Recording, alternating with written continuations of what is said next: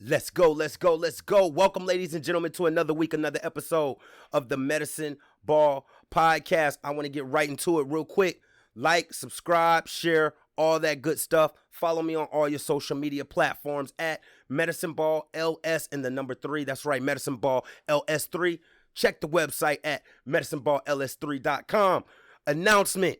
So I'm going to go ahead and let you guys know XOD, Experience on Demand, is one of the places that I will be launching officially video-wise on June 19th. So if you got a smart TV, go into your smart TV, man. All those little apps that they have where you get Showmax and all that other good stuff.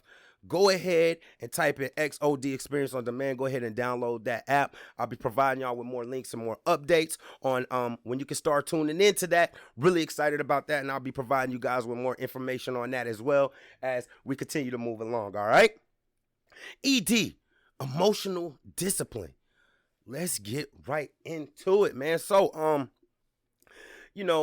as I was growing up, and even to maybe about like 5 to 8 years ago, I used to hear all the time, man, you are so emotional. You're so sensitive. That's what they would say. You're so sensitive, right? Which is an emotion or whatnot. But I can just remember situations when I was younger, right? Just being fair, like I would just be crying for situations where you maybe not even be thinking that that's a real situation to where you should be crying and whatnot. And I just remember all of that vividly. Situations back in sports, situations back in, maybe things my parents wanted me to do, situations with family, right? Like my cousins used to always give it to me rough. And as I got older, and it's really some evil stuff, but I started to be like, oh yeah, you want to rough up your little cousin, make him cry, whatever, whatever. And even now, still to this day, with me being somebody who tries to focus on self-awareness, being aware of the situation and whatnot, every now and then I'll still hear somebody, not anywhere near as much as I used to, but every now and then I'll still hear somebody just be like, yo, you're sensitive. And even with that, I get in my feelings. Or what do they say now? You in your feelings, right? And I would get into my feelings. And as I did this doing this spiritual walk, right, just getting right with the Lord and doing this self-awareness and really looking at myself, I came across something that's been out forever and something that I should have been more knowledgeable on, but it's this idea of emotional discipline. So even with that being said, as I grew up and I started looking at myself more, one of my frat brothers always said to me, and I never forget it, like there's always these people in my life, even my younger brother, even my father, who I talk about all the time, who at one point or another, they say something that it does resonate with me. And this particular frat brother, he's my line brother, he said, nobody listens to the angry guy. Nobody listens to the angry guy, right?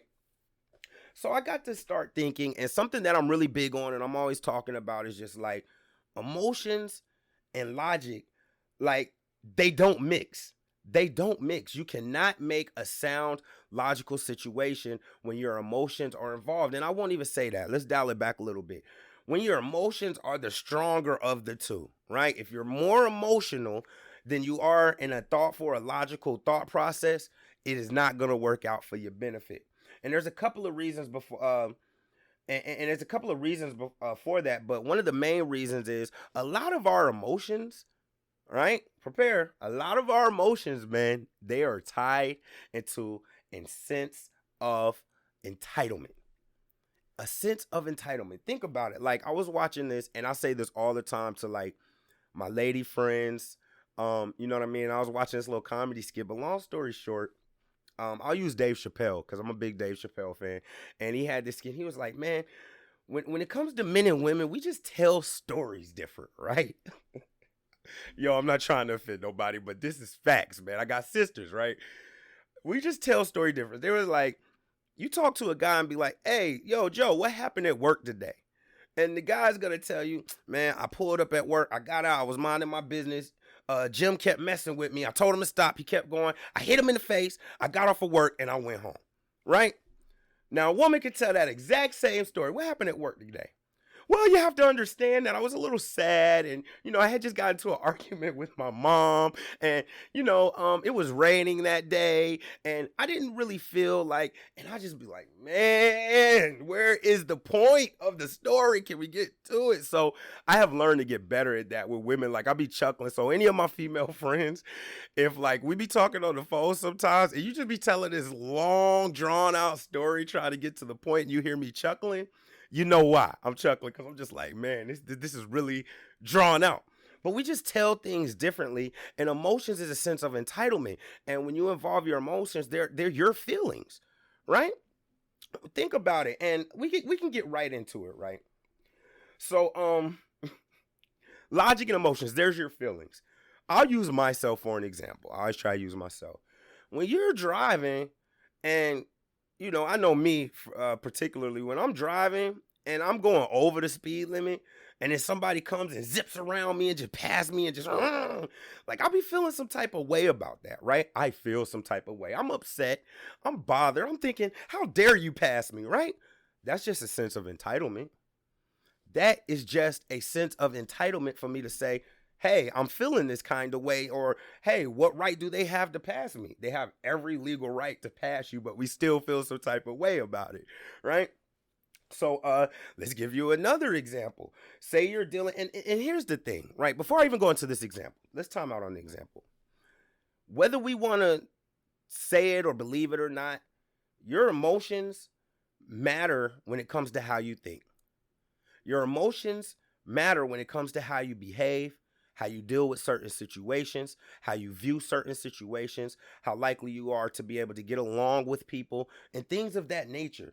Your emotions all play a role in that, whether you want to identify it or not. So it's best that we kind of like get this whole grasp on what emotional discipline is, and I'm gonna go straight into that here next, and like some things that not just people who are better or above average with mastering their emotions do, who have above average emotional disciplines, but successful leaders who have excellent emotional discipline. I'm going to get into all of that. So let's talk about emotional discipline. I'm done with the examples. Let's talk about emotional discipline. So in layman's terms for you, right? Because I don't want to give anybody anything too deep. Let's just put it in layman's terms. Emotional discipline is the ability to control how you feel. Ladies and gentlemen, it's a beautiful thing. Emotional discipline is the ability to control how you feel. Story time. So, boom, I'm gonna hit my job, man. I'm keeping all names out. I'm keeping the situation as basic as I possibly can, but I thought this was funny, and I wouldn't have thought this situation was funny a while ago, right? So I'm gonna try to be real careful because I don't want to get in any trouble. So I'm a manager at my job, and I have a team. I try not to call them employees or anything because I humbly, right? And I have a text message group set up for my team just for situations where the network might be offline or you might need to communicate with me, so forth and so on. Long story short, somebody on my team said something. I said something back, emotional discipline wise, right? Said something back that was like, I'm not even gonna pat myself on the back. It's something a good, positive, encouraging leader would say. And this young lady called me Oprah Winfrey, right? Now, mind you, I highly doubt that this particular person listens to the show. But if she does, yeah, I'm laughing at it. It was funny, but it wasn't appropriate. It wasn't appropriate for the scenario. Now, a couple of things I want y'all to realize. Number one, the ability for me to laugh at that, right? Which is still emotional discipline because I could choose to be angry. I could choose to take that personally. Keep that in mind. We're going to get back to that. But I'm not, right? So I'm laughing at it. So the young lady said, and I quote, she said, yo, I need an ear, not Oprah Winfrey, right? So with all that being said, I don't have to say nothing else about work. So with that being said, like anybody who knows me outside of work knows, man, I have come a long way. I have come a long way because like I used to be the type of guy who would just come into a room and just get like 5 jokes already in my head ready for everybody just in case it went there, right? On top of that, I'm like an a-hole with the logic. So first of all, it's just kind of like, technically, this is what I'm thinking, right? I didn't say that. I did type something up And I think I've mentioned this on a previous episode. It's nothing wrong with that. If you're in a situation where it's text message, or even for some of you people for social media, bro, type your little whatever up and save it as a draft. And you save it as a draft, and you come back and you look at it in about 30 minutes to an hour. After your emotions, they still might not be all the way calmed down, but they not as high as they was at that moment. And then you can review it and decide if that's the most strategic thing to do. So I typed something, but here's the thing. I'm a thinking type dude, right? So I was like, first of all, Oprah Winfrey is an ear technically. Like, I don't watch Oprah currently, but I have seen, like, and y'all flexing, fellas, if you say you ain't never seen an episode of Oprah. I've seen an episode of Oprah, bro. All she is an ear, right? So, and then I'm thinking, like, what the person said, like, totally warranted a response. I didn't do any of that. I practice emotional discipline, and like, I was called that in a situation where the whole team could see, but this young lady, instead, I chose to approach her on the side and talk to her on the side, right? Emotional discipline. Now, with that being said, yo, whether it be at the workplace, whether it be in your daily life interactions, you are guaranteed to come across somebody or a situation that is going to try all of your patience, test your very last good nerve. It's gonna happen, man. Like, you could probably have a little good win streak, like 5, 6, 7. You might have a month where everything just goes okay when it comes to interacting with people and nobody gets on the nerves. But sooner or later, it's gonna be that person, who chews with their mouth open. You know what I mean? That person who maybe has a shrewd sense of humor or something like that, who's gonna agitate you. And with me, especially being now in a leadership position, but not just at work, but when it comes to this medicine ball, right? Because I say this all the time humbly, and I thank you. People reach out to me all the time, man, and ask me, like, real stuff. And I don't take that for granted. So with that being said, like, people are going to try you, man. And here's the thing. And it's something corny that we all say. We've all probably heard it before, and we might even say it to ourselves, but we don't really practice it, right? We can't control what happens to us, but we can control our response. And the first step in emotional discipline is realizing that when it comes to your emotions, no one can hurt your emotions without your consent. You have to give them that freedom to get you upset, to get you bothered, to get you out of your patience, out of your kindness, whatever you got going on. You're giving up some form of consent. All right? So I want to give you guys, and there is a ton of them. There is a ton of things, but y'all know me, man. I'm going to keep it simple. I'm going to put it in threes. 3 things that people with high emotional discipline make habits out of. So these are 3 things that successful leaders with high emotional discipline make a habit out of. Now, if you're somebody who follow the show or listen to the show or follow me on social media, Medicine Ball LS3, you already know and I don't set it up like this, but I'm just finding that a lot of things when it comes to your mental health and just like dealing with your emotions and things, they got kind of like the same underlying tone and same underlying root of ideas. So let's start with number 1. Number 1, and this is a list of 3 things that leaders with strong emotional discipline make a habit out of. Number 1 is having a stronghold on your identity. I always talk about this, man. I ain't gonna get on the high horse, but just like before all this medicine ball stuff started, before I started getting back into the music, before I started just like taking this journey, I sat and I wrote down what type of person, not how much money I wanted to make, not my business goals, not my life goals, like what kind of house I want, when I want to be married. I didn't make none of that. It was who did I want to be? When I left the room, when I wasn't in the room, when I die, we are going to die. When I die one day, like, what do I want people to say about me? Like, what do I want my character to be? And for me, that started with me getting a foundation with the big guy. And I'm not going to get too deep into this, but it's just like, I just think logically, man, it's easier to pattern yourself after something than it is to, reinvent it. The story, no matter what your religious denomination is or whatever you believe in, man, I look at it like, and it's deeper than this, but for the logical people, like, yo, good or evil, I can get with this. If you want to say it's a fake story, I can get with this fake story about, treating people with kindness, treating people with extra kindness. What's wrong with that? You have to have a stronghold on your identity and a firm foundation on who you are. If you're a kind person, be a kind person. Don't let somebody else and how they are affect how you are, because then you gave them the power. You have to have a stronghold on your identity, which is why I always suggest, when I talk to people, whether it be at my team, in work, out of work, I always say, like, yo, who do you want to be? Like, what kind of person do you want to be? I always ask that. Write it down. Oh, you say you want to be somebody who's known as a kind person? That it takes work. You want to be somebody known as a patient person? Yo, it takes work. And you got to commit to it regardless of how other people are acting. Number one, have a stronghold on your identity. Number two, and I say this all the time, and this goes back to journaling, you have to understand your triggers, man. You have to understand your triggers.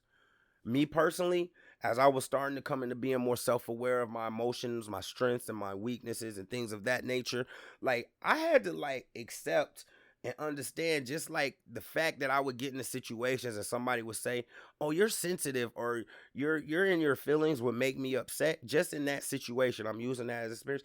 I had to mentally prepare for that. And as I ran into that less and less, when I did have someone say that to me, I could look at the situation for what it's worth.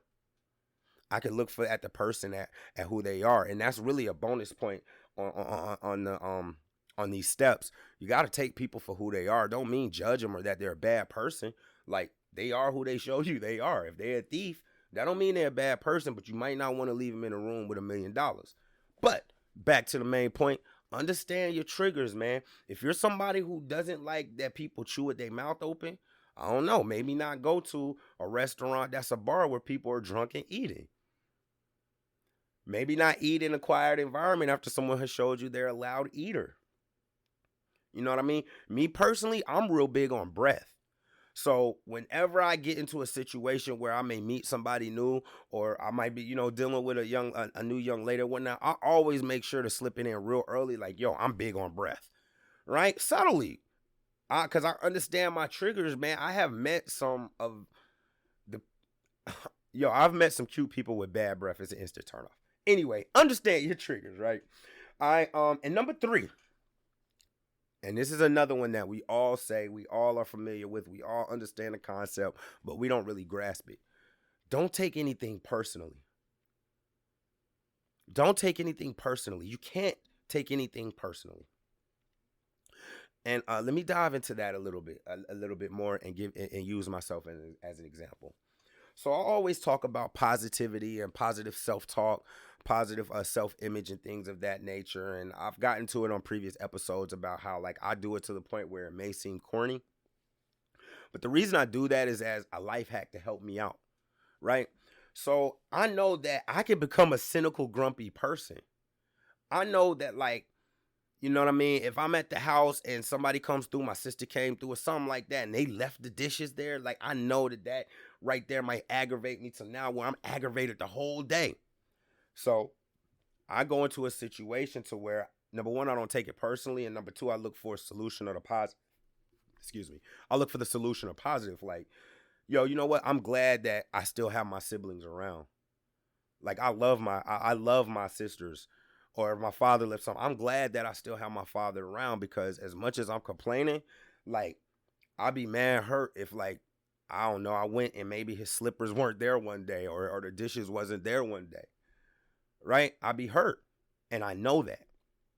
So I don't take anything personally, and I always look for positive. When the young girl called me Oprah Winfrey, without getting into too much, like, she had shared some things about me, so I didn't take it personally, because I've almost trained my mind now to the point where when somebody say something crazy to me or do something that I think is rude, I immediately be thinking, like, they're not even mad at me. You know what I mean? Like, especially at work, I'll be realizing they're not mad at me. They be mad at the situation. When I deal in life and I deal with business, that it's not necessarily that people are mad at me. They might be mad at the situation. Here's the other thing. They might not even be mad at the situation.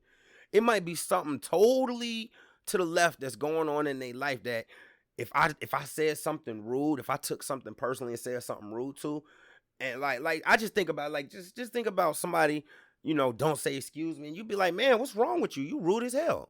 You're a jerk for not saying excuse me.